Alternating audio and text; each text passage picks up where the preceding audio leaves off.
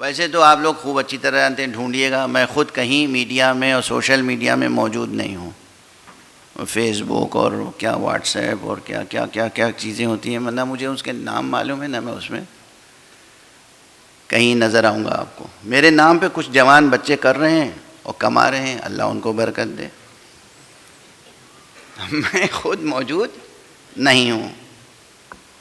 اور اس کا سب سے بڑا ثبوت یہ ہے کہ کبھی کبھی میری تقریروں کی کلپس آتی ہیں اور اس پہ ایسا کیپشن لگتا ہے کہ جو میرے لب و لہجے سے کوسوں دور ہے، نہ وہ میرا مقصد ہوتا ہے، نہ وہ میری نیت ہوتی ہے، نہ وہ میرا لب و لہجہ ہے، نہ وہ میرے الفاظ ہیں۔ غصہ آتا ہے، پھر بھی شکایت نہیں کرتا ہوں کہ بھائی میرے نام پہ کما رہے ہیں، کمانے دو۔ لیکن ایک بات عرض کرنا چاہ رہا ہوں، یہ سوشل میڈیا کا ذکر کیوں کیا؟ ایک مرتبہ کوئی چیز دیکھ رہا تھا، کسی نے لا کے دکھائی، اس میں پاکستان کے کچھ جوان آپس میں گفتگو کر رہے تھے، تو کہتے ہیں کتنا اچھا لگتا تھا جب ہم بھی مجلس میں جایا کرتے تھے۔ ہیں؟ یہ دانشوری کا اظہار ہو رہا ہے،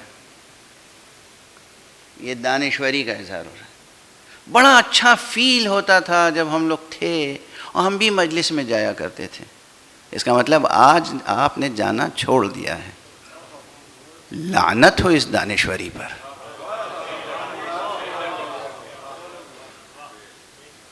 لعنت ہو اس دانشوری۔ آپ کہیں ہوں، کسی بھی منزلت پر ہوں، امریکہ میں ہوں، آسٹریلیا میں ہوں، کینیڈا میں ہوں، میں خود دعا کرتا ہوں ہم اپنے بچوں کے لیے کہ ساری دنیا کے دروازے آپ کے لیے کھل جائیں، آپ جائیں آئیں، لیکن اپنے وطن سے جڑے رہیں، اپنے دین سے جڑے رہیں۔ آپ کا دین ہرگز نہیں کہتا کہ آپ ترقی نہ کریں۔ پہلے ہی میں نے 2 جملے کہے نا، میں دعا کرتا ہوں پروردگار میری قوم کے ایک ایک فرد کو سرمایہ دار بنا دے، مگر کسی ایک کو بھی سرمایہ پرست نہ بنائے۔ فرق ہے دونوں چیزوں میں، نمایاں فرق۔ ہم خدا پرستی کے لیے پیدا ہوئے ہیں، نہ کہ زر پرستی کے لیے، سرمایہ پرستی کے لیے، زمین کی پرستش، سرمایہ کی پرستش۔ شرک ہے، شرک ہے، کفر ہے۔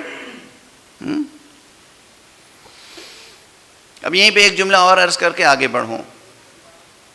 یہ جو روز بروز وہ نئے مذہب بنتے رہتے ہیں، یہ کیوں بنتے ہیں؟ نئے نظریات، نئے مذہب، اور خاص طور سے اسلام کے خلاف، اہل بیت کے خلاف، قرآن کے خلاف، قرآن کی سچی تعلیمات کے خلاف۔ ہمیشہ سے یہ نظریات سرمایہ پرستوں کی طرف سے آتے ہیں، کیپٹلسٹ، سرمایہ پرست۔ چونکہ خدا پرست تو نہیں ہے نا وہ، تو چاہتا ہے کہ دنیا میں کوئی دوسرا بھی خدا پرست نہ رہے۔ کیوں خدا پرست نہ رہے؟ اب بحثیں اگر بالکل ایکیڈمک انداز میں اور لیکچر کے انداز میں عرض کروں تو پھیلتی چلی جائے گی۔ کبھی بھی کوئی سچا سرمایہ پرست نہیں چاہے گا کہ دنیا میں کوئی سچا خدا پرست ہو۔ جو واقعی سرمایہ پرست ہے وہ نہیں چاہے گا کہ خدا پرست ہو، کیونکہ آدم تا ایدم تاریخ یہ ہے کہ جھوٹے خداؤں کا مقابلہ بغیر کسی اسلحے کے اگر کسی نے کیا ہے تو خدا پرستوں نے کیا ہے۔ فرعون نے کیا تھا، فرعون نے دعویٰ کیا تھا خدا ہونے کا، کیا تھا نہیں؟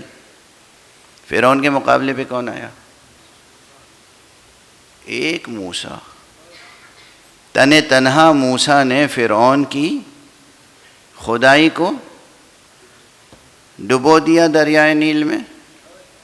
نمرود نے خدائی کا دعویٰ کیا تھا، کس نے اس کی خدائی کو چیلنج کیا؟ ابراہیم خدا پرست۔ اور جب بھی تاریخ میں کسی سرے پر غرور نے خدائی کا دعویٰ کیا ہے تو کسی ایک خدا پرست نے تنہا اس کے غرور کو توڑا ہے۔ اور آج بھی ہم یہ دیکھ رہے ہیں کہ ڈونلڈ ٹرمپ صاحب کبھی عیسیٰ بننے کا دعویٰ کرنا چاہتے ہیں، کبھی خدا بننے کا دعویٰ کرنا چاہتے ہیں. دنیا خاموش ہے لیکن ایک خدا پرست، ایک خدا پرست. اب یہ بھی تاریخ کا حسن اتفاق ہے کہ وہ خدا پرست بھی کسی اور گھرانے اور خاندان اور نسل سے سامنے نہیں آیا، وہ بھی آیا تو ابو طالب کے گھرانے سے.